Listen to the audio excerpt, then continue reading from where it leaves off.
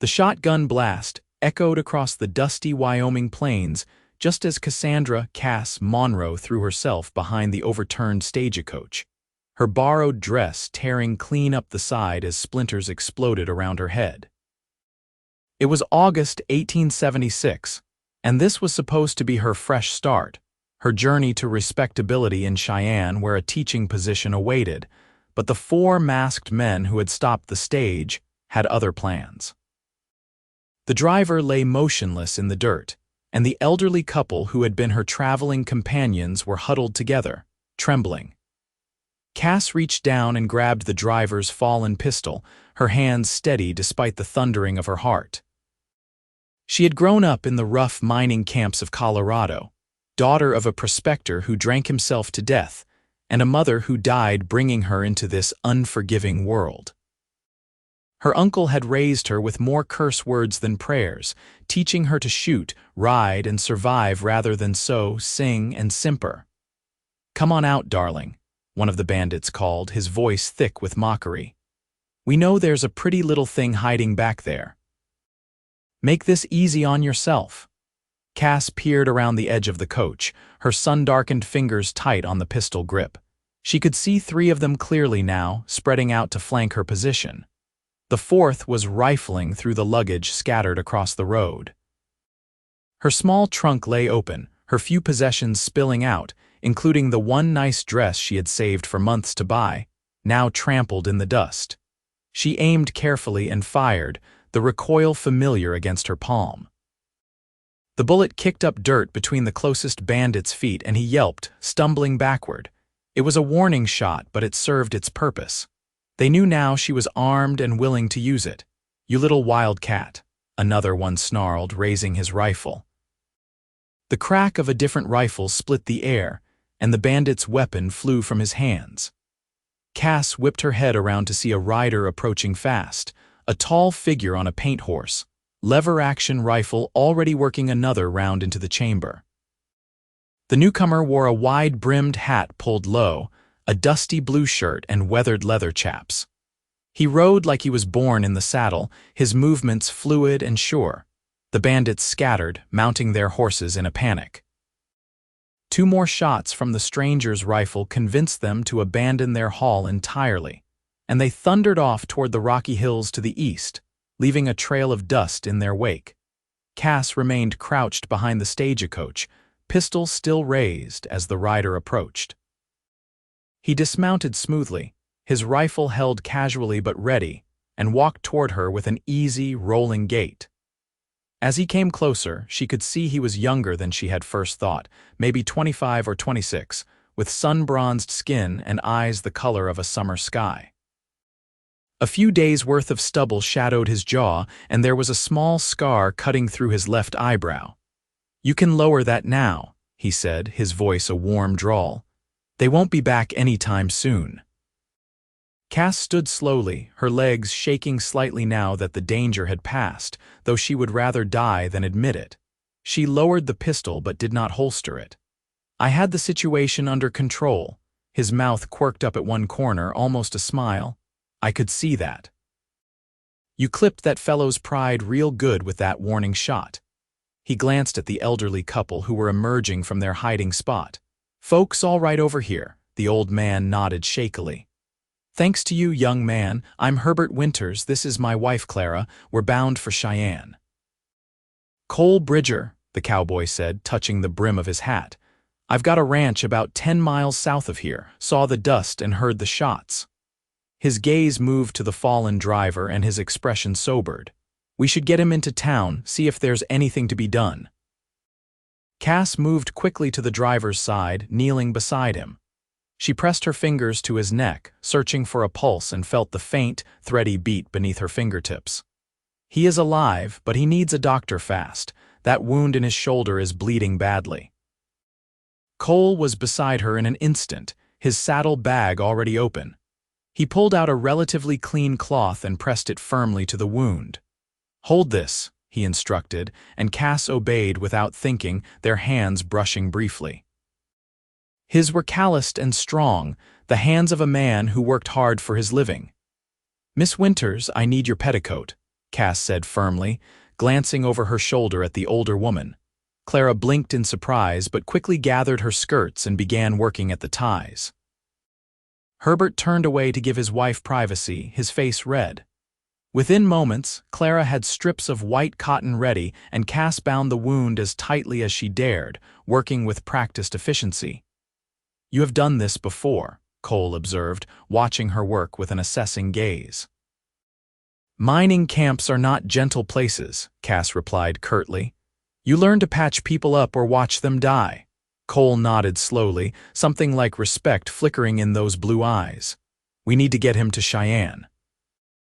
"It is a 3-hour drive with the stage, but I can make it in 90 minutes on horseback if I push hard." "The stage wheel is damaged," Herbert said, having completed his inspection of the overturned vehicle. "We will not be going anywhere fast." "I will ride with you," Cass said immediately, standing and brushing the dust from her ruined dress. "He will need pressure on that wound the whole way, and you cannot manage both that and your horse at that speed." Cole's eyebrows rose. "You ride." "Like the devil himself is chasing me," Cass said flatly. "Do you have a problem with that?" For the first time, Cole's smile reached his eyes, transforming his face from merely handsome to something that made Cass's breath catch unexpectedly. "No, ma'am, I surely do not." He turned to Herbert. "Can you walk 10 miles if you take it slow? Follow the road straight and you will hit town by nightfall. I will send someone back to meet you with a wagon." Herbert straightened his shoulders. "We will manage fine, son. You just saved this man's life." What followed was a display of quick thinking and coordination that would have been impressive in any circumstances. Cole brought his paint horse, a sturdy gelding named Cisco, closer to the stagecoach. He fashioned a makeshift travois from broken stage parts and rope, securing the unconscious driver as gently as possible. Then he turned to Cass, his expression serious. "You ever ridden double at speed?" "No," Cass admitted, "but I am a fast learner." "You will sit behind me, keep pressure on his wound as best you can while we ride. It is going to be rough." Cass nodded, gathering her split skirts. The dress was already ruined, so she did not hesitate to tear it further, giving herself more freedom of movement. She caught Cole watching her with an unreadable expression. "Something wrong?" she challenged. Just thinking most ladies would be having vapors about now, not tearing up their dress and preparing to ride hard through rough country. Cass felt her jaw tighten. "I will never be a lady," she said bitterly, the words tasting like ash in her mouth. It was the same thing her uncle's wife had told her when she refused to stay in the kitchen. The same thing the headmistress at the boarding school had said when they expelled her for climbing trees and teaching the other girls to play poker. It was the label that had followed her everywhere, the invisible brand that marked her as unsuitable, too rough, too wild, too much. Cole's smile was slow and genuine, reaching all the way to his eyes. "Good," he said simply. "I need a partner, not a doll." Something shifted in Cass's chest, a feeling she could not quite name. She had spent so many years being told to be less, to shrink herself, to fit into a mold that felt like a coffin. And here was this cowboy, this stranger, looking at her like her rough edges were exactly what he was looking for. There was no time to examine the feeling. Cole mounted Cisco in one fluid motion and reached down for her. Cass grasped his forearm, and he pulled her up behind him with surprising ease. She settled onto the horse's broad back, her torn skirts bunched around her legs, and positioned herself so she could reach down to maintain pressure on the driver's wound where he lay secured to the travois. "Hold on to me," Cole instructed. "This is going to be fast." Cass wrapped her free arm around his waist, feeling the solid strength of him through his shirt. He smelled of leather, sage, and horse, clean and honest. Then Cisco was moving, and there was no time to think about anything except keeping her seat and keeping the driver alive. Cole had not been exaggerating about the speed. He pushed Cisco hard, the paint horse responding with the heart of a champion. They flew across the plains, Cisco's hooves drumming a rapid tattoo against the hard-packed earth. The travois bounced and jolted behind them, but Cole's construction held. Cass kept one arm locked around Cole's waist and the other pressed down on the makeshift bandage, feeling the sticky warmth of blood seeping through despite her efforts. The landscape blurred past them, sagebrush and scrub grass giving way to rolling hills. Cass's body moved with the horse's rhythm instinctively, her thighs gripping tight. She could feel the flex and shift of Cole's muscles as he guided Cisco with an expert hand, making split-second decisions about their path that kept them on the smoothest ground possible. "You are doing great," Cole called back to her over the thunder of hooves. "How is he?" "Still bleeding, but not as badly," Cass shouted back. "How much farther?" 20 minutes, maybe less." Cass tightened her grip on both Cole and the bandage. Her arm was aching, her legs were cramping, and she could feel blisters forming where her skin rubbed against the horse's hide through her thin dress. But she did not let up. The driver's life depended on her holding on, and Cass had learned young that when life demanded you be strong, you found the strength somehow. They crested a rise, and Cheyenne spread out before them, a sprawling town of wooden buildings and dusty streets. It was larger than Cass had expected, bustling with activity even from this distance. Cole guided Cisco straight through the main street, people scattering and shouting as they thundered past. He pulled up in front of a white-painted building with a sign that read, "Dr. Samuel Harrison, Physician." Cole was off the horse before it fully stopped, already working to free the driver from the travois. A thin man with wire-rimmed spectacles burst out of the building, taking in the situation with a practiced eye. "Gunshot wound," Cole said quickly. "Shoulder been bleeding for over an hour." "Get him inside, quickly now," the doctor ordered, already holding the door wide. Cole lifted the driver with surprising gentleness and carried him inside. Cass slid down from Cisco's back, her legs nearly buckling when her feet hit the ground. She grabbed the horse's saddle to steady herself, breathing hard. Every muscle in her body was screaming, and she could feel the wet warmth of blood on her hand and arm. "Miss, are you injured?" A young woman appeared at her elbow, concern etched on her pretty face. Cass looked down at herself, taking in the blood-soaked dress, the dirt and sweat, and the general state of disaster she presented. "It is not my blood," she managed. "I am fine." "You do not look fine. Come inside and sit down before you fall down." The woman, who introduced herself as Nurse Ellen Hartley, guided Cass into the doctor's waiting area. Through the open door of the surgery, Cass could see Cole and Dr. Harrison working over the driver.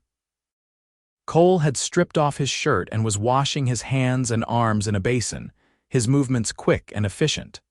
Cass found herself staring at the play of muscle across his back and shoulders before she jerked her gaze away, her face heating.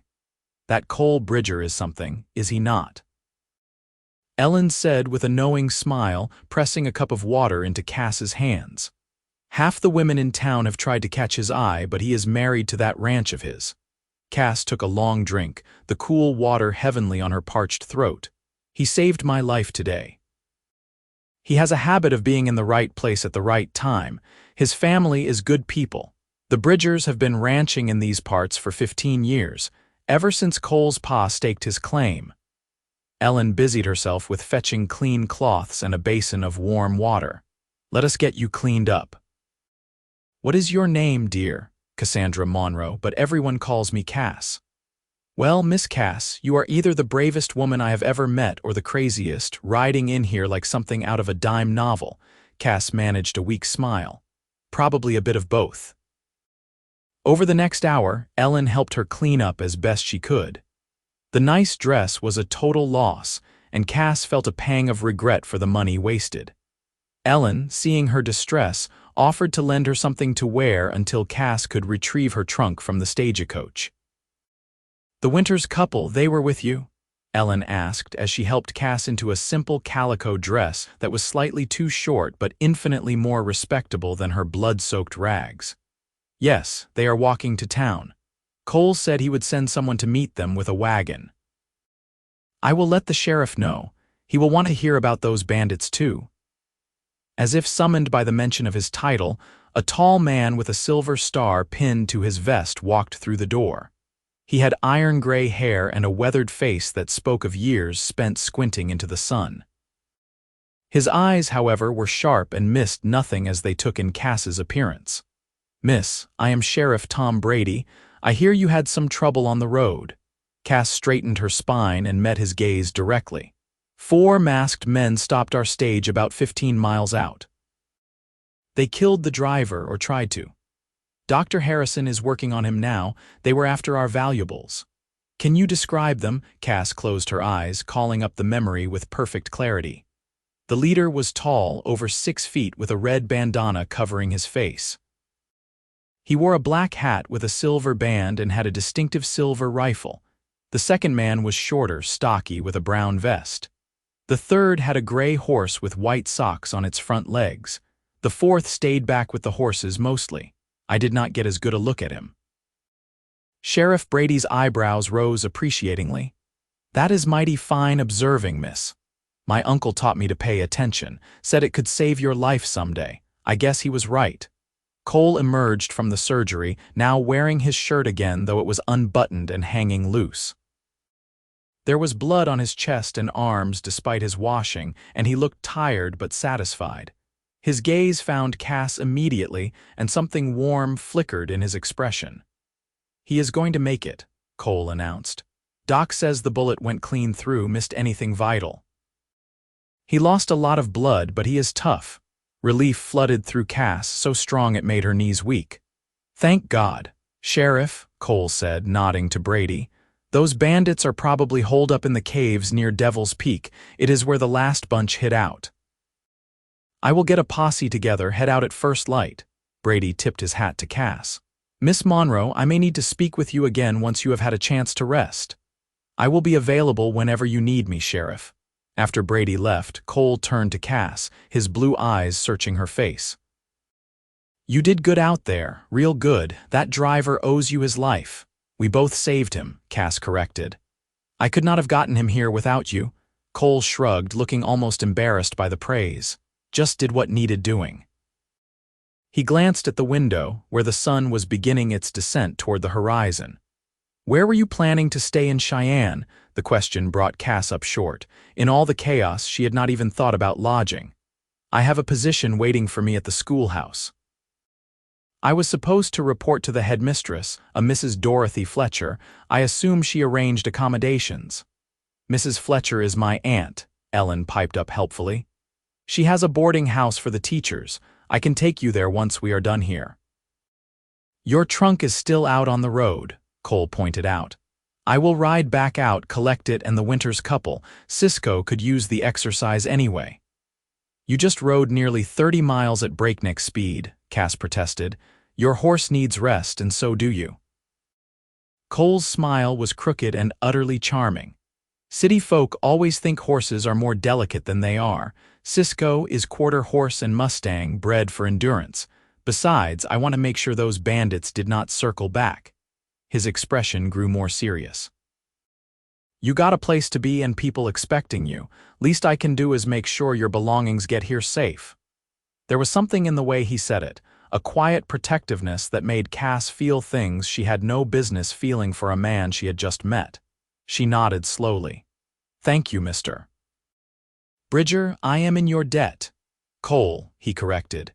"And you do not owe me anything, Cass. Partners look out for each other, remember." The word partners sent an unexpected thrill through her. Before she could respond, Cole touched the brim of his hat in farewell and strode out, his long legs eating up the distance to where Cisco waited patiently at the hitching post. Cass watched through the window as he swung into the saddle and rode off, sitting tall and easy like he was part of the horse itself. "That man is smitten," Ellen said with a knowing grin. Cass felt her cheeks heat. "Do not be ridiculous, he is just being helpful." "I have known Cole Bridger for 5 years, and I have never seen him look at a woman the way he just looked at you." Ellen linked her arm through Cass's. "Come on, let us get you settled before Mrs. Fletcher sends out a search party." Mrs. Dorothy Fletcher turned out to be a handsome woman in her early 50s. With steel-gray hair pulled into a severe bun and eyes that could probably spot a lie at 50 paces. She looked Cass up and down, taking in the borrowed dress, the wild tangle of Cass's dark hair, and the general air of having survived something harrowing. "Miss Monroe, I presume?" "Yes, ma'am. I apologize for my appearance. Our stage was robbed, and it has been quite a day. Mrs. Fletcher's stern expression softened slightly. "So I heard. The whole town is talking about how my nephew and a mysterious young woman saved a man's life. I had no idea the mysterious woman was my new schoolteacher." "I hope that does not disqualify me from the position," Cass said carefully. She needed this job desperately. It represented everything she had been working toward: respectability, stability, a place to belong. "Disqualify you? My dear girl, you have already impressed the most important people in this town. Sheriff Brady is telling everyone about your powers of observation. Dr. Harrison is praising your level-headedness in a crisis. And my nephew, who barely strings 2 words together about anybody, has not stopped talking about your courage. Mrs. Fletcher gestured for Cass to follow her inside the neat, white-painted boarding house. "Though I must ask, can you actually teach, or were your references exaggerated?" Cass straightened her shoulders. "I can teach, Mrs. Fletcher. Reading, writing, arithmetic, history, and geography. I can also teach practical skills like basic bookkeeping and letter writing. I spent 2 years at Miss Hardwick's academy in Denver before they expelled me." "Expelled?" Mrs. Fletcher's eyebrows rose. "For being unladylike," Cass said flatly.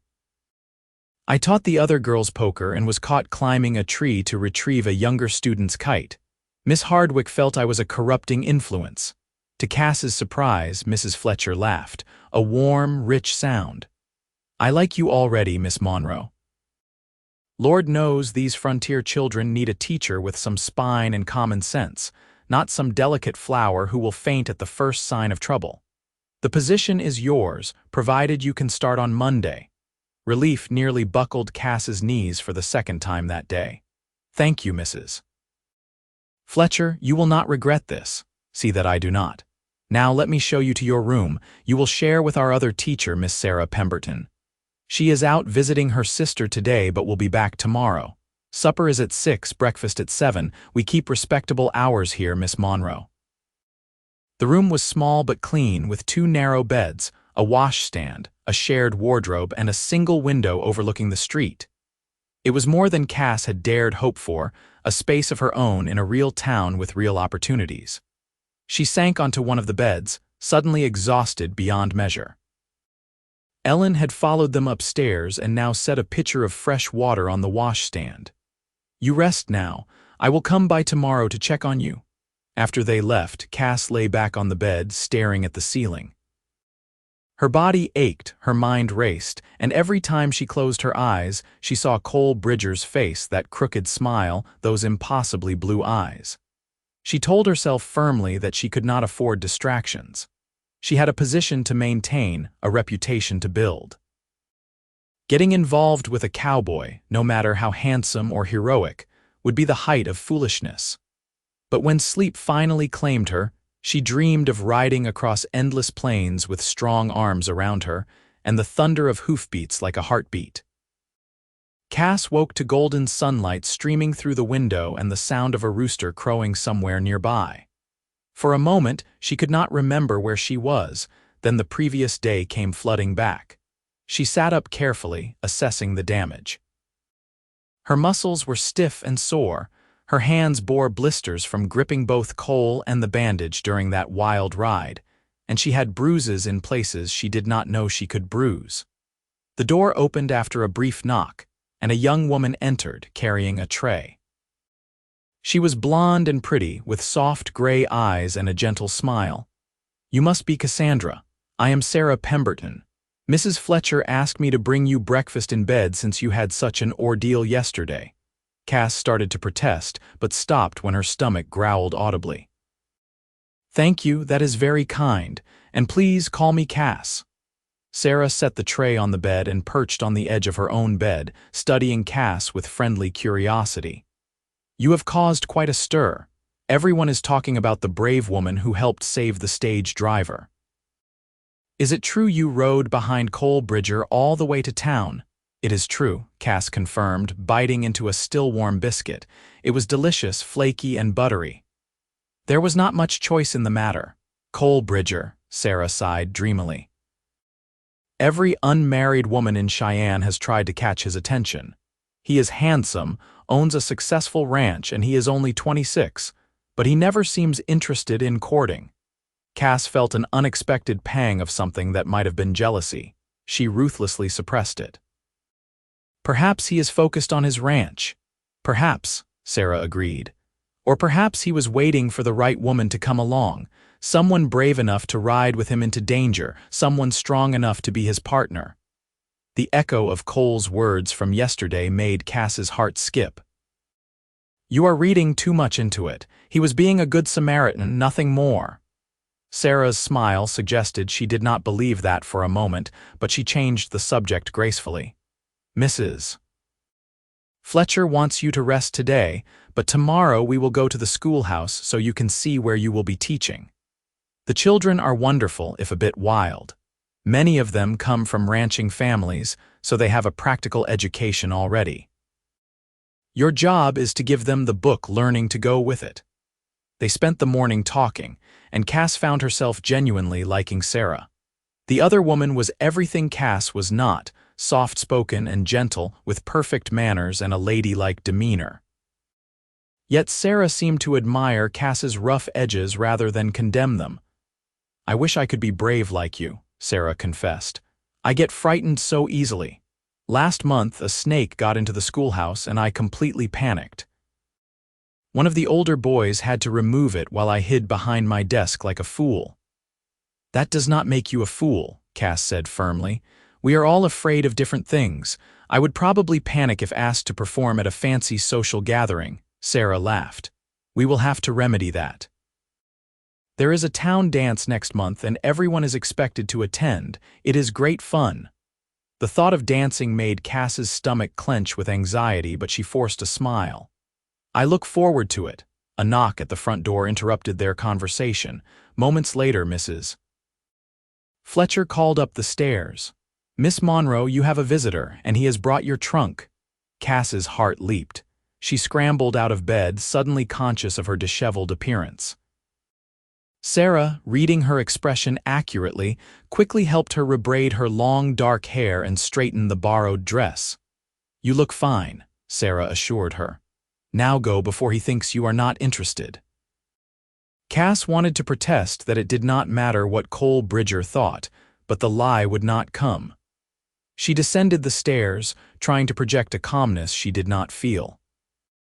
Cole stood in the front parlor, hat in his hands, looking slightly uncomfortable in the feminine space full of doilies and flowered wallpaper. He had clearly cleaned up since yesterday, his face freshly shaved, his dark hair still damp. He wore clean clothes, dark trousers, and a tan shirt that made his blue eyes even more striking. When he saw Cass, his face lit up with that crooked smile that did strange things to her pulse. Morning, he said. I brought your trunk. Had to do some convincing to get those bandits' horses that were left behind to pull a wagon, but we managed. The Winters couple made it to town fine. They wanted me to pass along their thanks. You went to a lot of trouble, Cass said softly. I cannot thank you enough. Cole shrugged, looking embarrassed. It was no trouble. Besides, I wanted to make sure you settled in all right. He hesitated, turning his hat in his hands. I was wondering if you might like to see the ranch sometime, get out of town for a bit. I figure you could use some wide-open spaces after being cooped up. Mrs. Fletcher cleared her throat meaningfully from the doorway. Miss Monroe needs to prepare for her teaching duties, Cole. She starts on Monday. I understand, Aunt Dorothy. I just thought maybe on Sunday after church if Miss Monroe was not too busy. His eyes met Cass's, and there was something hopeful in them that made her want to say yes despite her better judgment. I think that would be lovely, Cass heard herself say, if it is not too much trouble. No trouble at all, Cole's smile widened. I will come by around noon on Sunday then, wear something you can ride in if you have it, otherwise we will go slow. After he left, Mrs. Fletcher fixed Cass with a knowing look. My nephew is a good man, Miss Monroe. But he is also married to that ranch of his. Do not expect him to be courting you in any traditional sense." "I am not expecting anything, Mrs. Fletcher," Cass said truthfully. "I am here to teach, not to find a husband." "That is what they all say," Mrs. Fletcher replied dryly. "Until they meet a man like Cole Bridger." The next 2 days passed in a whirlwind of activity. Cass and Sarah visited the schoolhouse, a one-room building at the edge of town with wooden benches, a battered chalkboard, and shelves of worn books.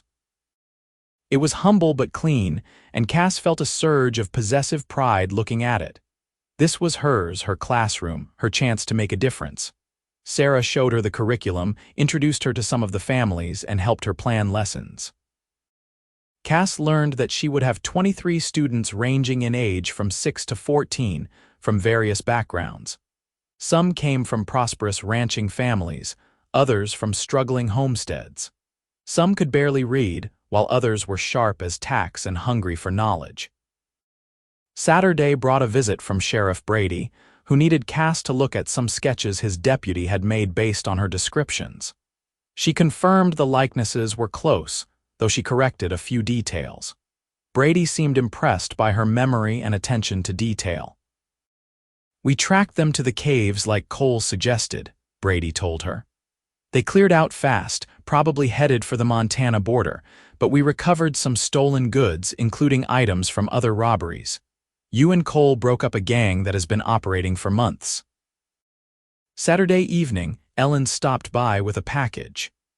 "I took the liberty of altering one of my old riding skirts for you," she said, pressing the brown bundle into Cass's hands, "for your outing tomorrow with Cole. And before you protest, consider it payment for the excitement you brought to this town.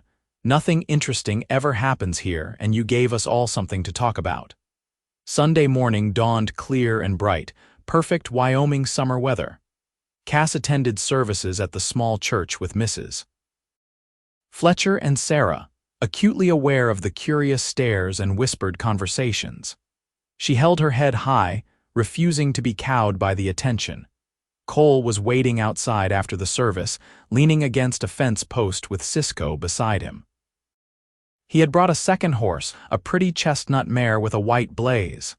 "This is Daisy," Cole introduced, stroking the mare's nose. "She is gentle but spirited. I thought she would suit you." Cass approached the mare slowly, letting Daisy sniff her hand before running her palm down the sleek neck. "She is beautiful. So are you." The words were soft, almost inaudible, but Cass heard them. Her head snapped up, and she found Cole watching her with an intensity that made her breath catch. For a moment, they just looked at each other, the air between them charged with possibility. "We should go," Cole said finally, breaking the spell. "I have packed lunch. Thought we could ride up to Eagle Ridge. The view is worth the climb." Mounting Daisy felt like coming home. Cass settled into the saddle with a sigh of contentment, gathering the reins with practiced ease. Cole's eyebrows rose appreciatively as he watched her adjust her stirrups and check her seat. "You really can ride." "I told you I could," Cass replied, a hint of challenge in her voice. "Can you keep up?" Cole's grin was pure mischief. "Try me." They rode out of town at an easy lope, letting the horses warm up before pushing into a faster pace. The landscape opened up before them, rolling grasslands dotted with wildflowers, distant mountains purple against the blue sky. The air smelled of sage and summer heat, clean and wild. Cass felt something loosen in her chest, a tension she had not realized she was carrying. This was freedom, this was home. Not the civilized confines of the boarding house or the structured environment of the schoolhouse, but this, the open land and the endless sky. Cole led them through a shallow creek, the water sparkling in the sunlight. Daisy picked her way across the rocky bottom with sure-footed grace. On the other side, the land began to rise, the grass giving way to scrubby pines and rocky outcroppings. "The ranch is just over that ridge," Cole said, pointing. 500 acres. "It is not much compared to some of the big operations, but it is mine. Well, mine and the bank's for another few years. You are making payments," Cole nodded. "My pa started the ranch, but he died 3 years back, lung fever, left the place to me and my sister, Katie. She married a rancher up Montana way last year, so it is just me now. I have 2 hired hands, good men, and about 200 head of cattle. We just finished a drive to market, which is why I had cash to spare for improvements. There was pride in his voice, but also loneliness. Cass understood that feeling intimately. It must be hard running it alone. It can be, Cole admitted. But it is worth it. This land, it gets into your blood. My pa used to say that once you make a place with your own hands, it becomes part of you. They rode in comfortable silence for a while, the horses' hooves a steady rhythm. Cass found herself stealing glances at Cole, admiring the way he sat his horse, the easy confidence in every movement. He caught her looking once and smiled, that slow, warm smile that made her insides flutter. Eagle Ridge turned out to be aptly named. They left the horses ground-tied in a grove of pines and climbed the last 100 feet on foot. At the top, Cass caught her breath, not from exertion but from the sheer beauty of the view. The land spread out below them in a patchwork of gold and green, with the town of Cheyenne visible in the distance as a cluster of buildings. To the west, the mountains rose in jagged peaks, still snow-capped even in August. A hawk circled overhead, its cry echoing across the vast emptiness. "This is incredible," Cass breathed. "I come here when I need to think," Cole said. He had pulled out a blanket from his saddle bags and spread it on the flat rock at the ridge's summit. "Or when I need to remember why I am working myself half to death." They sat and Cole unpacked the lunch, thick sandwiches, apples, and a mason jar of lemonade. They ate in companionable silence, watching the hawk's lazy circles. "Can I ask you something?" Cole said eventually. "Of course." "Why teaching? You clearly have skills that could take you in a dozen different directions.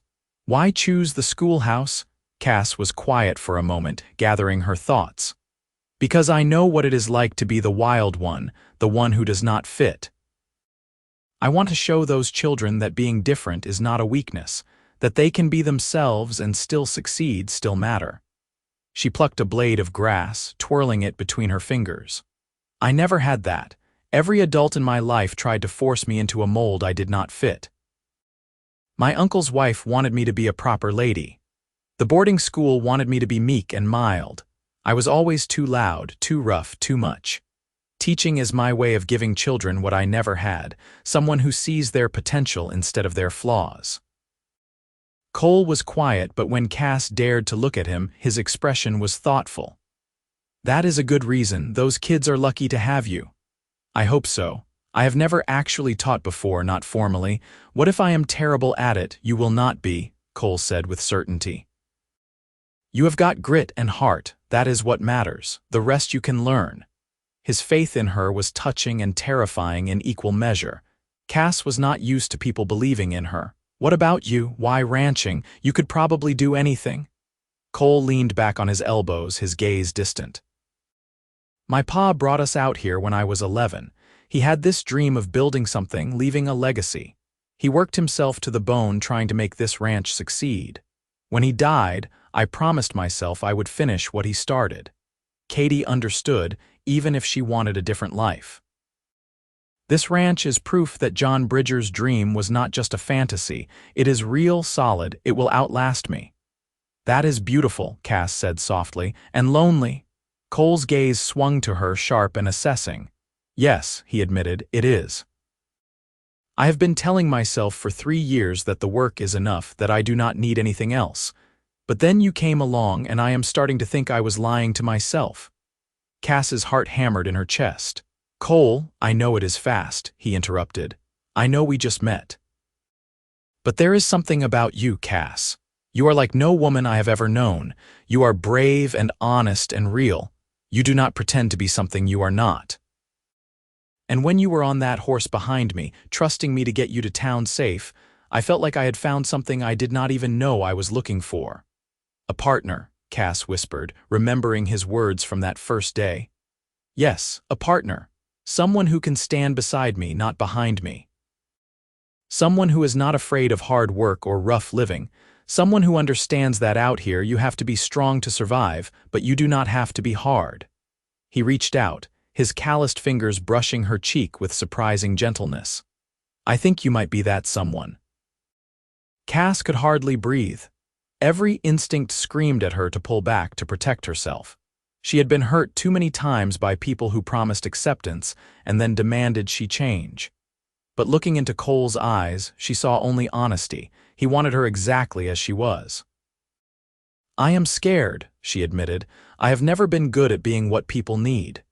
You do not have to be good at it, you just have to be willing to try, and I will meet you halfway, I promise." His thumb traced her cheekbone. "I am not asking you to marry me tomorrow, Cass. I am just asking for a chance. Let me court you properly. Let us see where this goes." The sensible part of Cass's brain, the part that had protected her for so long, told her to refuse. She had a teaching position to maintain, a reputation to build. Getting involved with a rancher would complicate everything. But the wilder part, the part that had climbed trees and played poker and ridden behind a cowboy into danger, wanted to say yes, wanted to take this leap and see if she could fly. "All right," she heard herself say. "All right, Cole Bridger. You can court me, but I warn you, I am a terrible dance partner and I have no idea how to flirt properly." Cole's laugh was pure joy. "I do not care about dancing or flirting, I care about you." Then, slowly, giving her time to pull away, he leaned in and kissed her. It was soft and sweet, a question rather than a demand. Cass's eyes fluttered closed and she kissed him back, pouring into it all the hope and fear and longing she could not put into words. His hand cupped her face, his touch gentle despite the calluses, and Cass felt something crack open inside her, something that had been locked away for years. When they finally pulled apart, both breathing hard, Cole rested his forehead against hers. That was worth waiting 26 years for. Cass laughed shakily. "You are quite the romantic for a cowboy. Only with you," he promised. "Only with you." They stayed on the ridge for another hour, talking about everything and nothing. Cole told her about the ranch, about his plans to expand, about the challenges of making a living off the land. Cass told him about her childhood, about her uncle and the mining camps, about her dreams of making a difference. They shared pieces of themselves, building a foundation of understanding and trust. The ride back to town was slower, more leisurely. They did not hold hands exactly, but their knees brushed occasionally, and every touch felt electric. When they reached the boarding house, Cole helped her dismount, his hands on her waist lingering a moment longer than necessary. "Can I see you again this week?" he asked. "I know you will be busy with the school, but maybe an evening ride." "I would like that," Cass said. "But I cannot make any promises. This first week will be chaos." "Chaos I can handle," Cole assured her. "I will stop by Wednesday evening, see how you are doing. If you have time, we ride. If not, I will just enjoy seeing you for a few minutes." He kissed her again, quick and sweet, before mounting Cisco and riding off with Daisy trailing behind. Cass stood on the porch watching until they disappeared, her hand pressed to her lips. "So," Sarah said from the doorway, making Cass jump. "How was the view from Eagle Ridge?" "Beautiful," Cass replied, her face heating. "Absolutely beautiful." Sarah's smile was knowing but kind. "I am happy for you, Cass. You both deserve something good." Monday morning arrived with a mixture of excitement and terror. Cass dressed carefully in a practical navy skirt and white shirtwaist, pinning her hair into a neat bun. She looked respectable, professional, everything a schoolteacher should be. But her hands shook slightly as she gathered her materials. "You will be wonderful," Sarah assured her as they walked to the schoolhouse together. "Just be yourself. The children will love you." The schoolhouse was already buzzing with activity when they arrived. Children of all ages milled about, the older ones helping the younger ones find seats, everyone talking at once. Cass stood at the front of the room, taking in the sea of faces. Some looked curious, others skeptical, a few bored. She picked up a piece of chalk and wrote her name on the board in large, clear letters. Then she turned to face her students. "Good morning. I am Miss Monroe, your new teacher. I grew up in mining camps in Colorado. I have been thrown out of a boarding school, and just last week, I helped fight off stage bandits. I am not a typical teacher, and this will not be a typical classroom. But if you are willing to work hard and keep an open mind, I promise you will learn more than just reading and writing. You will learn how to think for yourselves." The classroom was silent for a moment. Then a boy in the back, maybe 13, with unruly red hair, spoke up. "You really fought bandits?" "I really did. Shot one of their hats off." The boy grinned. "That is the best thing ever." From that moment, Cass had them. She spent the morning assessing their skill levels, learning names and personalities. There was Tommy Barnes, the redhead, bright but restless. Mary Peterson, shy but eager to please. Little Emma Davis, only 6 but already reading above her level. The Fletcher twins, troublemakers with hearts of gold. By the time she dismissed them for lunch, Cass was exhausted but exhilarated. This was what she was meant to do. These children, with their rough edges and raw potential, were her people. The week flew by in a blur of lessons and discoveries. Cass found creative ways to teach, incorporating practical skills with academic ones. They practiced arithmetic by calculating the supplies needed for a cattle drive. They learned geography by studying the trails the pioneers had taken. They worked on writing by keeping journals about their daily lives. Some of the more traditional parents grumbled about her unorthodox methods, but Mrs. Fletcher backed her completely. "The children are learning and engaged," she told one complaining mother. "That is all that matters." Wednesday evening, true to his word, Cole appeared at the boarding house. Cass was grading papers at the kitchen table, her hair falling loose from its pins, ink stains on her fingers. She looked up when Mrs. Fletcher showed him in, and her heart did that ridiculous fluttering thing it always did when she saw him. "You look tired," Cole observed, settling into the chair across from her. "I am exhausted," Cass admitted, "but it is a good tired. They are wonderful, Cole." "Challenging and frustrating and wonderful," he smiled. Too tired for a ride, Cass looked at the stack of papers, then at Cole's hopeful expression. The papers could wait. "Give me 10 minutes to change." They rode out into the gathering dusk, the air cooling to a pleasant temperature. They did not talk much, content to simply be together, but when Cole reached over and took her hand, Cass felt something settle in her chest. This, she thought. This is what belonging feels like. Over the following weeks, a pattern developed. Cole would visit twice a week, always timing it around Cass's schedule. Sometimes they rode, sometimes they just sat on the boarding house porch and talked. He never pushed for more than she was ready to give, content to build their relationship slowly and steadily. Cass fell deeper with each passing day. She learned that Cole loved to read but was terrible at spelling, that he had a dry sense of humor that often caught her off guard, that he was unfailingly kind to animals and had a soft spot for strays. His ranch dogs, a motley collection of mutts, were proof of that. One Saturday in late September, Cole invited her to the ranch for the day. Cass accepted eagerly, curious to see his home properly. They rode out in the morning, Cass on Daisy, who she was beginning to think of as her horse even though Daisy technically belonged to Cole. The ranch house was modest, a 2-story log structure with a wide porch. It was clearly built for function over form, but someone, probably Cole's late father, had added small touches of beauty. Carved shutters, a weather vane shaped like a running horse, flower boxes under the windows. "It is not much," Cole said, sounding nervous, "but it is home." "It is perfect," Cass said honestly. She could see the care that went into maintaining the place, the pride in every detail.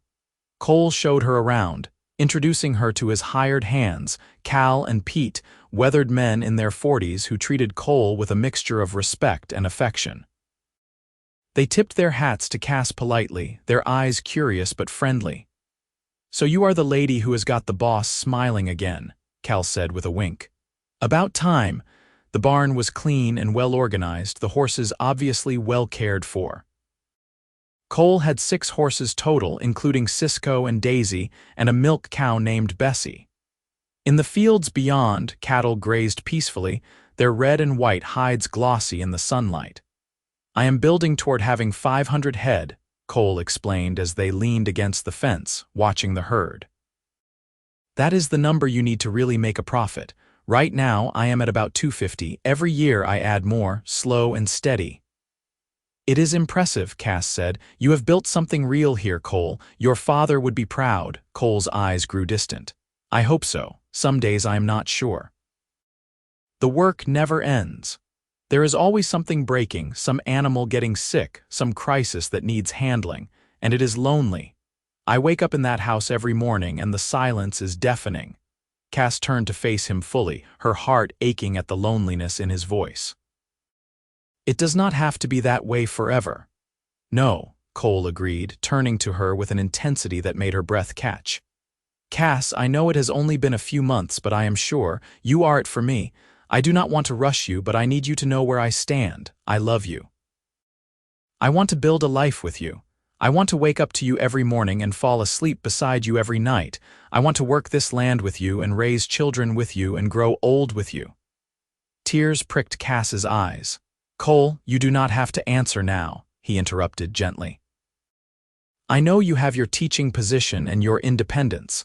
I would never ask you to give those up, but I needed you to know I am all in, Cass, whenever you are ready. Cass thought about the schoolhouse, about her students who needed her. She thought about the freedom she had fought so hard to achieve, the life she had built for herself. But she also thought about the loneliness of her narrow bed in the boarding house, the empty future stretching before her. She thought about Cole's smile and his steady presence and the way he made her feel like she could be both strong and soft, both independent and loved. I love you too, she said, the words feeling right, feeling true. And I want all of those things, but I cannot abandon my students mid-year. They are counting on me. I would never ask you to, Cole assured her.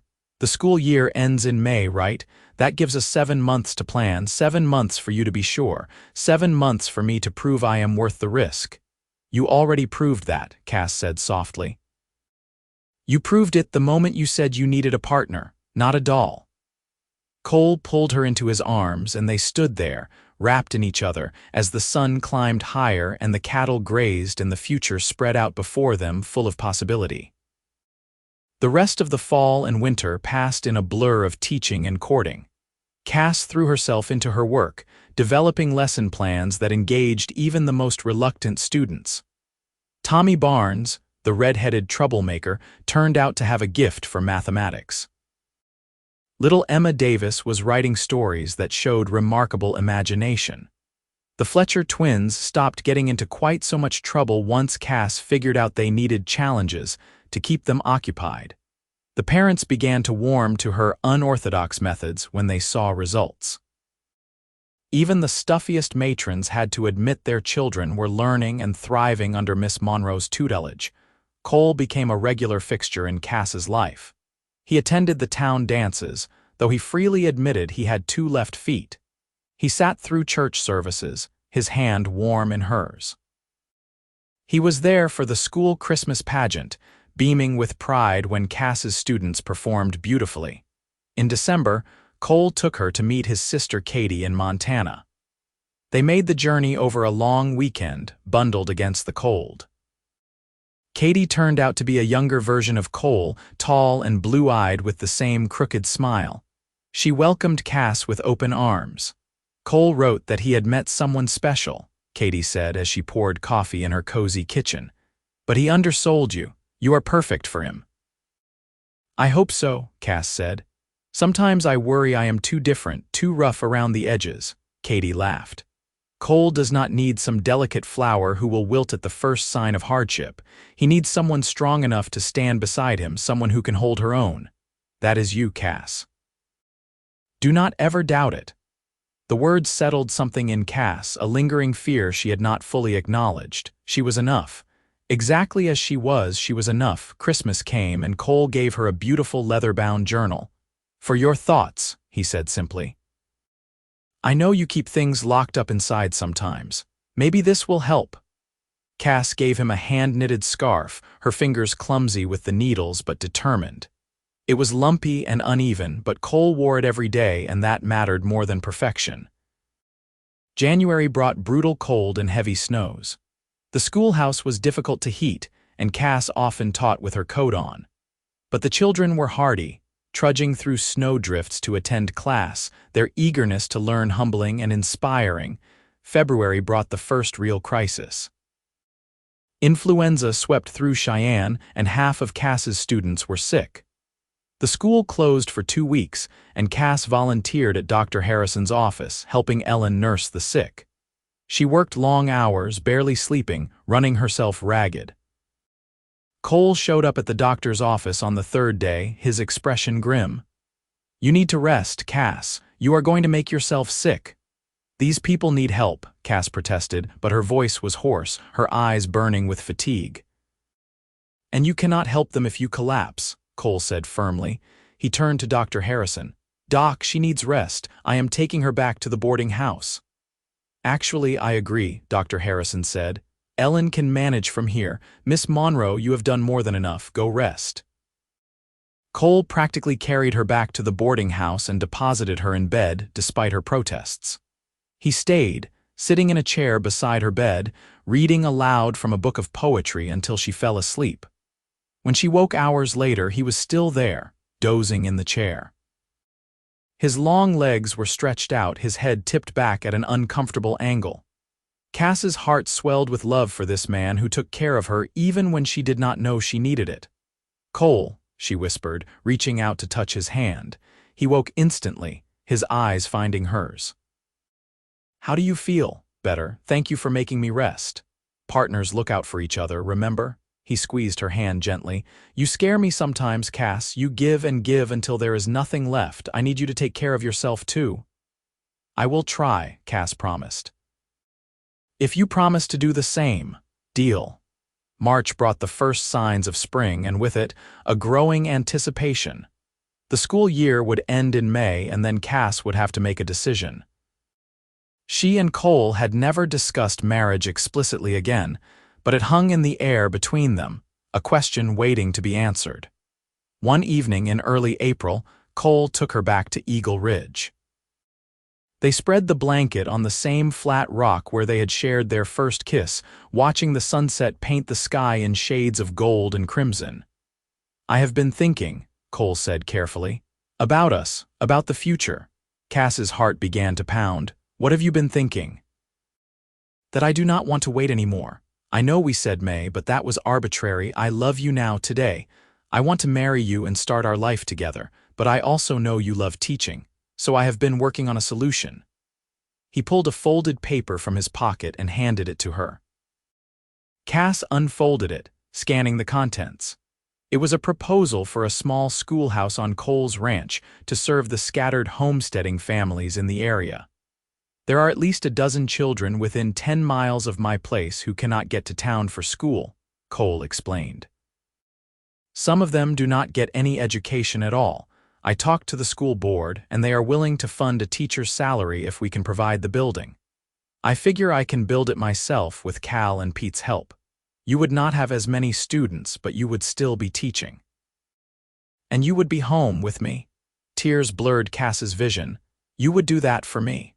"I would do anything for you," Cole said simply. "I meant it when I said I needed a partner. That means supporting your dreams, not asking you to give them up. So what do you say, Cassandra Monroe?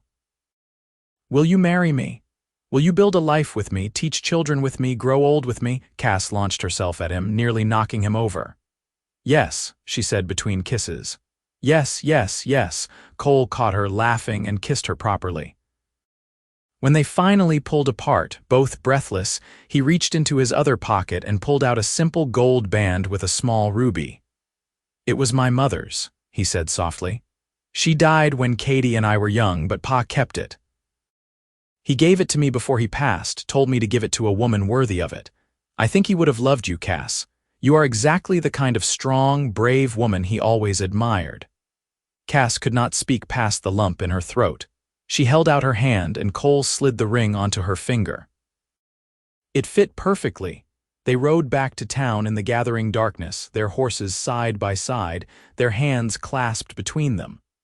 When they reached the boarding house, Mrs. Fletcher took one look at Cass's shining face and the ring on her finger and smiled. "About time," she said tartly. "I will start planning the wedding." The next 2 months were a whirlwind. Cass finished out the school year, her students throwing her a surprise party on the last day. Many of them cried, and Cass found herself crying too, promising to visit, assuring them their new teacher would be just as good. Sarah helped her pack up her belongings, half excited and half sad. "I will miss you terribly," Sarah confessed, "but I am so happy for you, Cass. You and Cole are perfect together." The wedding was set for the first Saturday in June, a small affair in the Cheyenne church. Cass wore a simple cream-colored dress that Sarah and Ellen had helped her sew. Katie came down from Montana to stand as maid of honor, and Cal served as Cole's best man. Sheriff Brady walked Cass down the aisle, having volunteered when he learned she had no family. "You are a credit to this town, Miss Monroe," he said gruffly. "We are lucky to have you, and Cole Bridger is luckier still." Cass barely heard the ceremony, too focused on Cole's face, on the love and joy shining in his eyes. When the preacher pronounced them man and wife, Cole kissed her like he would never stop, and the small congregation burst into applause. The reception was held in the church hall, with food provided by half the town. There was dancing, which Cass managed to stumble through with Cole's patient guidance. There were toasts and laughter and more food than two people could possibly eat. As the sun began to set, Cole and Cass slipped away, riding toward the ranch that was now theirs together. The schoolhouse Cole had promised was already framed out, rising from the prairie like a promise kept. "Our children will learn there," Cole said softly, his arm around Cass's waist as they stood looking at it. "And their children after them. We are building something that will last, Cass. Something real and solid and good." "We are," Cass agreed, leaning into his warmth. "Together."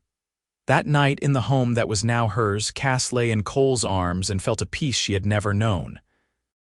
She had spent so many years being told she was not enough, that she needed to be softer, quieter, less. But Cole loved her exactly as she was, rough edges and all, and she loved him, this steady, strong man who saw her as a partner, not a possession. The first year of marriage was not easy. There were challenges and adjustments, moments of frustration and misunderstanding. Running a ranch was harder than Cass had imagined, the work relentless and physically demanding. But she threw herself into it with the same determination she brought to everything, learning to ride fence line and doctor sick cattle and manage accounts. The schoolhouse was finished by September, and Cass welcomed her first students, 8 children from homesteading families who had never had formal education. They were rough and wild, but Cass understood them. She taught them reading and writing alongside practical skills, making education relevant to their lives. Cole was endlessly supportive, helping her prepare lessons when the ranch work was done, building desks and shelves for the schoolhouse. They worked side by side, partners in every sense of the word. In November, Cass realized she was pregnant. She told Cole over dinner one evening, her heart pounding with a mixture of joy and fear. Cole's face went through a series of expressions: shock, joy, terror, finally settling on a grin so wide it looked like it might split his face. "A baby, we are going to have a baby in June, I think," Cass confirmed. "Are you happy?" "Happy."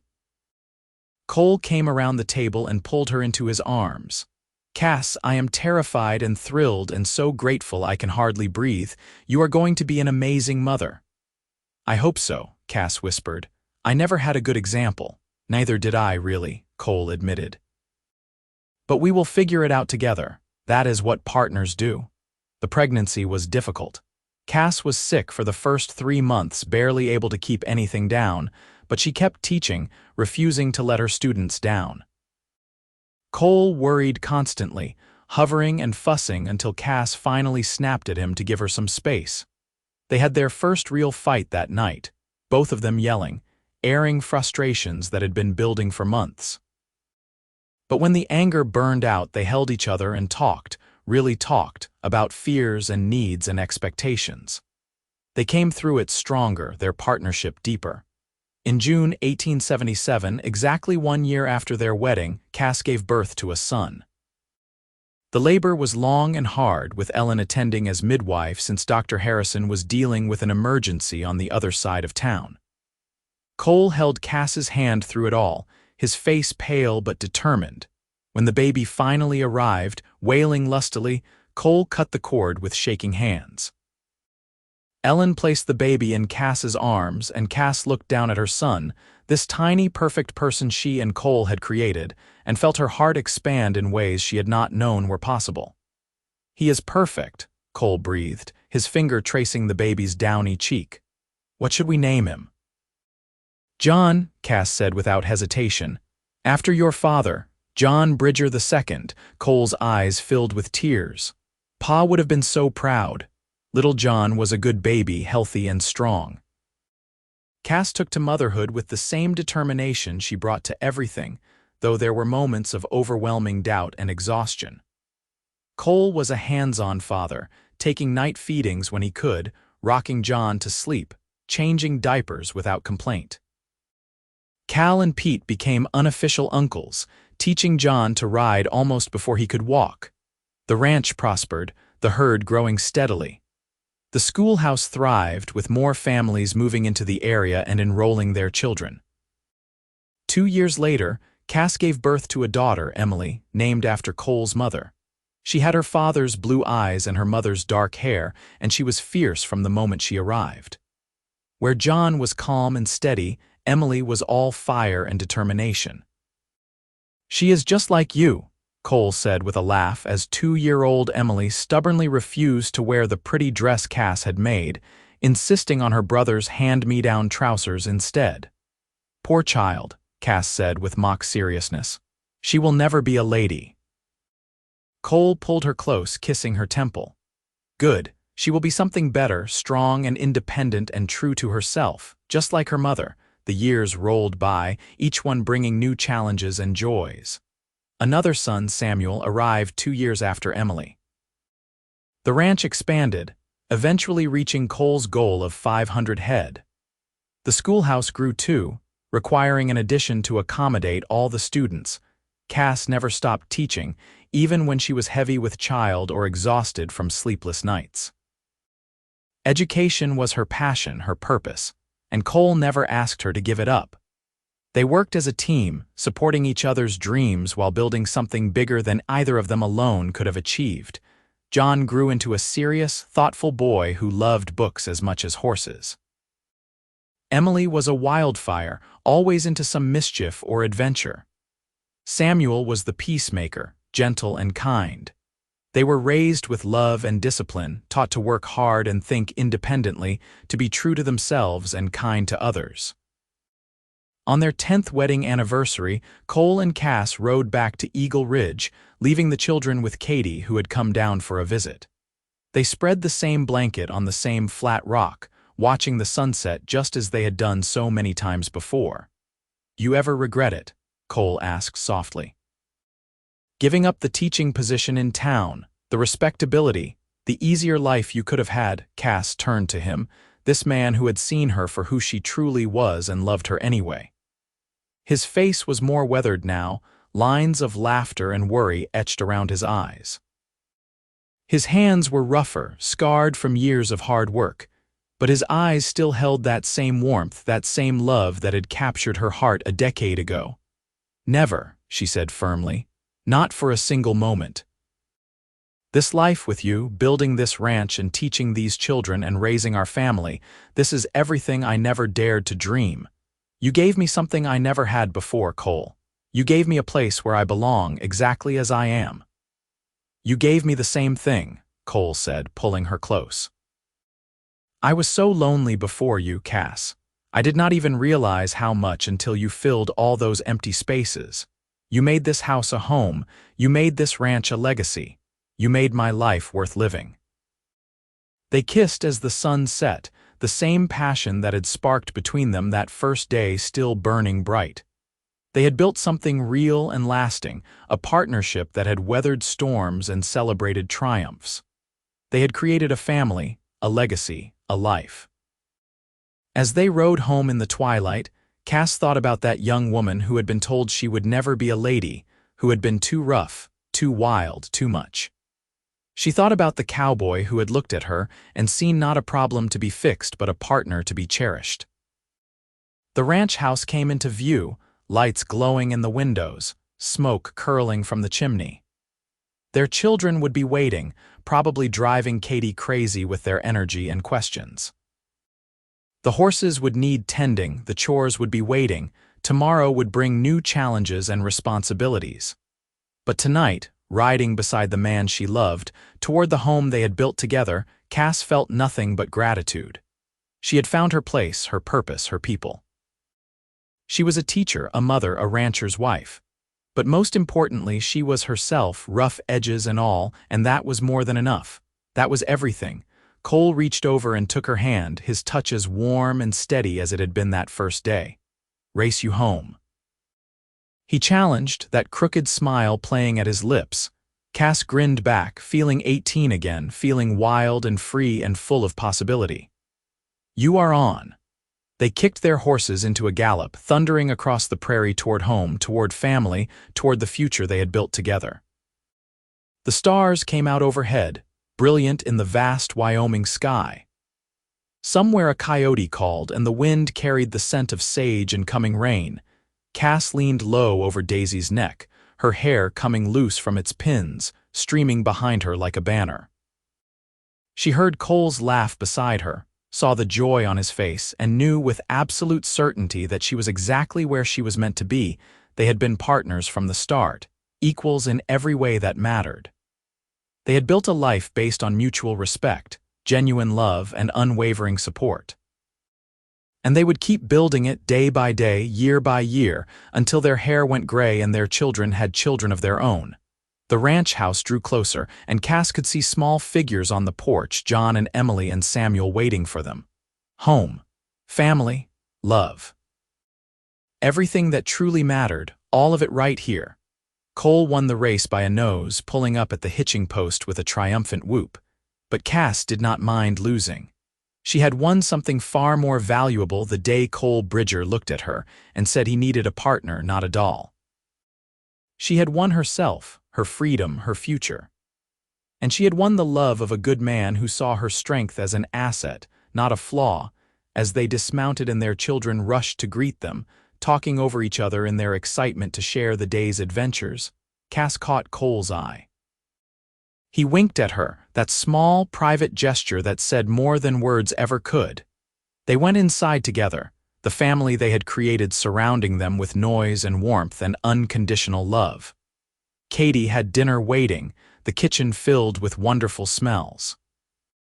They sat around the table, all of them together, and Cass felt a contentment so deep it brought tears to her eyes. Later that night, after the children were in bed and Katie had retired to the guest room, Cole and Cass sat on the porch, wrapped in a shared blanket against the cool evening air. The ranch was quiet, peaceful, the only sounds the gentle lowing of cattle and the rustle of wind through grass. "I love you," Cole said softly, his lips against her hair. "More today than yesterday, more tomorrow than today. You are my partner, my equal, my everything." "I love you too," Cass whispered back, her hand finding his in the darkness. "Thank you for seeing me, really seeing me, and loving what you saw." "There was never anything not to love," Cole replied. "You are fierce and brave and true." "You are the best thing that ever happened to me, Cassandra Bridger." They sat in comfortable silence, watching the stars wheel overhead in their ancient patterns. They had years ahead of them still, years to watch their children grow, to expand the ranch, to teach new generations of students. There would be challenges and heartaches, triumphs and joys, but they would face it all together, partners in every sense of the word. Because that was what they had been from the very beginning, two people who had found in each other exactly what they needed, a match struck in the Wild West that had burned into something eternal. And as the night deepened and the stars blazed overhead, Cass closed her eyes and smiled, secure in the knowledge that she had found her home at last. Not a place or a position or a title, but a partnership built on love and respect, and the understanding that strength comes in many forms. She would never be a lady, and she did not need to be. She was something better, something real. She was Cole Bridger's partner, and that was the greatest adventure of all. Years continued to pass with the steady rhythm of seasons on the Wyoming plains. The children grew tall and strong, each developing their own personality and pursuing their own dreams. John showed an aptitude for business and took over more of the ranch's financial management as he grew older. Emily, true to her wild spirit, became an expert rider and handler of horses, eventually starting her own breeding program. Samuel surprised everyone by developing a passion for medicine, inspired by the times Dr. Harrison visited the ranch. The schoolhouse flourished beyond anyone's expectations. By 1885, Cass had 24 students, and the community had built a second room onto the structure. She trained a young woman from town, Miss Rebecca Walsh, to help with the younger children, though Cass continued teaching the older students herself. Her reputation as an innovative educator spread, and other frontier schools began adopting her methods of combining practical skills with academic learning. Cole's ranch became one of the most successful in the region, known for quality cattle and honest dealing. He never grew wealthy by city standards, but they had more than enough. The mortgage was paid off in 1883, a milestone they celebrated with a party that brought neighbors from miles around. On a warm September evening in 1886, exactly 10 years after Little John's birth, the family gathered on the porch after supper. John was 9 now, Emily 7, and Samuel 5. They had recently welcomed a fourth child, a daughter named Grace, who slept peacefully in Cass's arms. "Ma, tell us the story again," Emily begged, swinging her legs from the porch rail where she perched like a bird. "About how you and Pa met." Cass and Cole exchanged amused glances. Their children never tired of hearing about the stage robbery and the wild ride to save the driver's life. "Well," Cass began, shifting Grace slightly in her arms. "It was August, and I was on my way to Cheyenne to take a teaching position." As she told the familiar story, Cole's arm came around her shoulders and she leaned into his warmth. The children listened with rapt attention even though they had heard it dozens of times. When she got to the part about Cole saying he needed a partner, not a doll, Emily pumped her fist in the air. "That is the best part," Emily declared. "Pa knew you were special right away." "He did," Cass agreed, smiling up at Cole, "and I was very lucky he did." "We both were," Cole corrected. He looked at his children, his expression turning serious. "I want you all to remember something. What your ma and I have, we built it together. Neither one of us is more important than the other. We are partners, equals. That is how it should be. When you grow up and find someone to love, make sure it is someone who sees you as a partner, who respects your strength and supports your dreams." "Like you and Ma," John said thoughtfully. "Exactly like your ma and me." Katie visited that month, bringing her husband James and their 3 children. The cousins ran wild across the ranch while the adults sat on the porch, watching the chaos with affectionate amusement. "You have built something amazing here," Katie told Cass as they snapped green beans together, preparing for dinner. "Not just the ranch or the school, but the family. Cole is so happy, happier than I ever imagined he could be. That is because of you." "It is because of both of us," Cass corrected gently. "We work at it every day, Katie. Marriage is not some fairy tale where everything is perfect. We argue, we disagree, we frustrate each other. But we also talk, we compromise, we support each other. That is what makes it work." Katie nodded thoughtfully. "James and I have our struggles too. It helps to see that even couples as solid as you and Cole have to work at it. It makes me feel less inadequate." "You are not inadequate," Cass said firmly. "You are human, we all are. The trick is choosing to keep trying, even on the hard days." That evening, after Katie's family had settled in the guest rooms and the house finally quieted, Cole found Cass in the kitchen, cleaning up the last of the dishes. He took the cloth from her hands and pulled her into a slow dance, humming a tune under his breath. "What are you doing?" Cass laughed, stumbling over his feet. Dancing with my wife, I am allowed, you know, it is in the marriage contract. I do not remember that clause. It is in the fine print. Cole spun her awkwardly, making her laugh harder. I love hearing you laugh, Cass. It is my favorite sound in the world, except maybe the sound of rain on the roof when we are safe and warm inside. Cass rested her head against his chest, swaying with him in the quiet kitchen.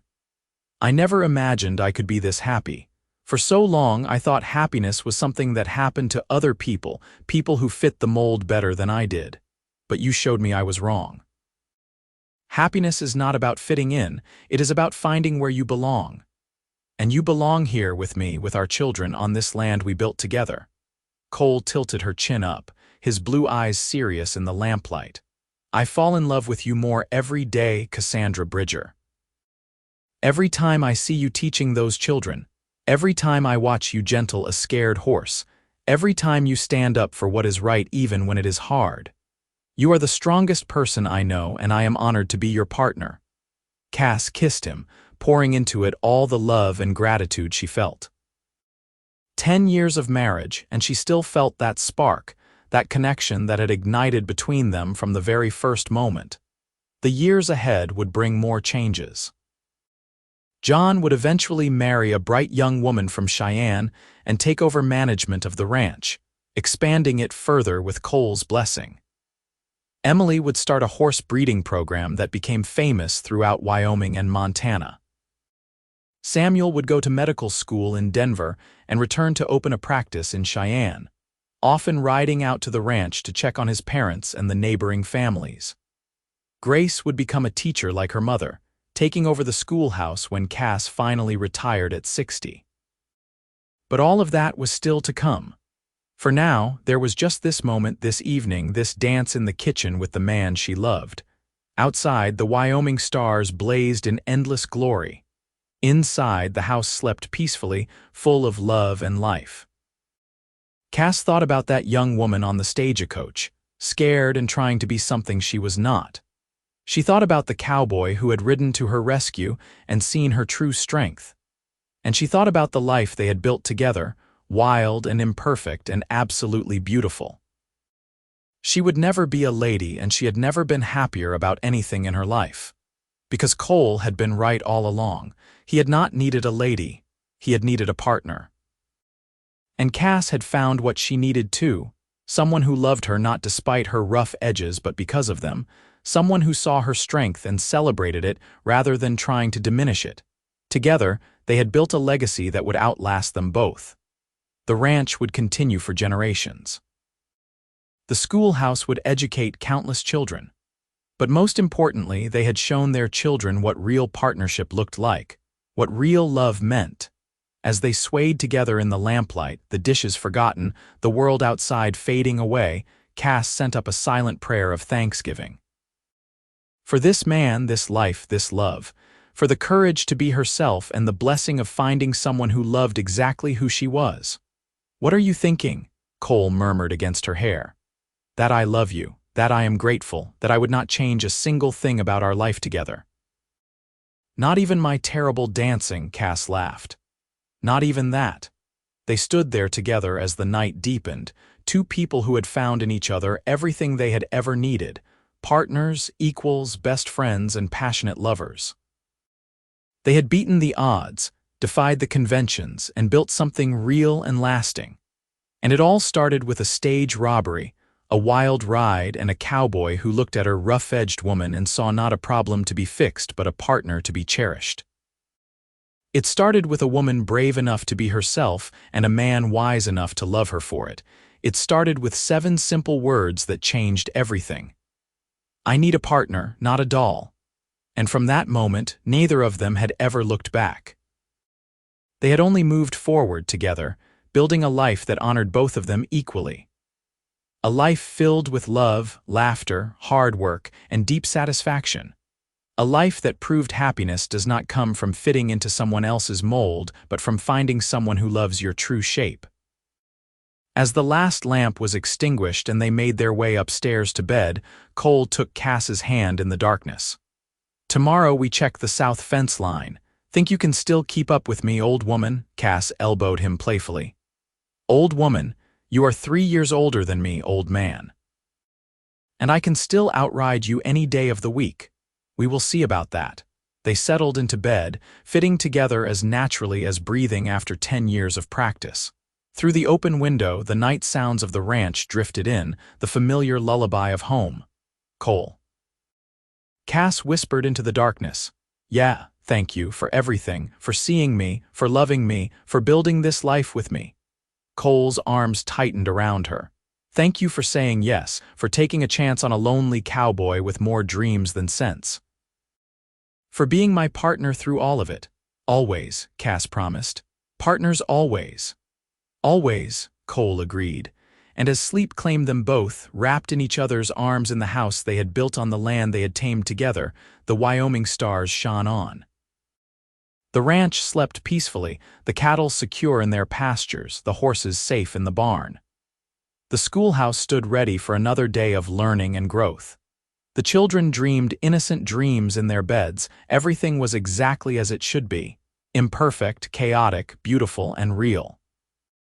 A life built on partnership, respect, and genuine love. A life that proved you do not have to fit someone else's definition of proper to find happiness. You just have to be brave enough to be yourself and lucky enough to find someone who loves that self completely.